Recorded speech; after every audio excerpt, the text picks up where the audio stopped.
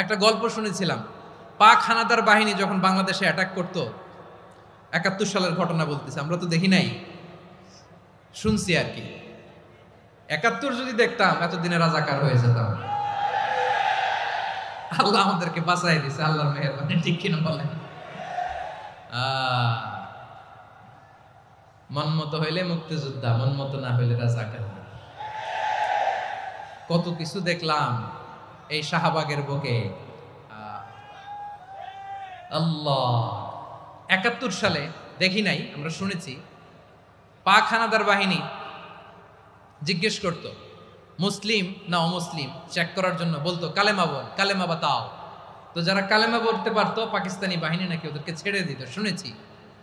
তো একজনকে, এক বাঙালিরে পেয়ে তার মাথার মধ্যে বন্দুকর নল ধরে বলতেছে কালেমা বল সালে, কালেমা বাতা, কালেমা বল। তো ভয়ের চোটে এই দোয়া পড়া শুরু করছে। ও পড়তেছে লা ইলাহা ইল্লা আনতা সুবহানাকা ইন্নী কুনতু মিনাজ জালিমিন। পাকিস্তানি বলে সালে ইয়ে তো মুসিবত কা কালেমা है। বাঙালি কয় হাম তো ভি মুসিবত মে হ্যায়।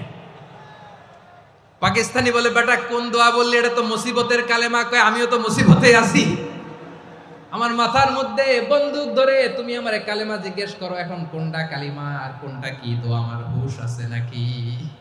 প্রিয় ভাইরা, আসলে এটা দোয়াউল মুসিবা, বিপদে পড়লে এ দোয়া পড়তে হয়। লা ইলাহা ইল্লা আনতা সুবহানাকা ইন্নী কুনতু মিনাজ জালিমিন। এটা পড়বেন আপনারা। আপনি কি আপনার মাদকাসক্ত স্বজনকে নিয়ে চিন্তিত? তাহলে আজই যোগাযোগ করুন পটুয়াখালী মাদকাসক্ত চিকিৎসা সহায়তা ও পুনর্বাসন কেন্দ্রে, পল্লী বিদ্যুৎ সংলগ্ন স্বাধীনতা সড়ক, পটুয়াখালী।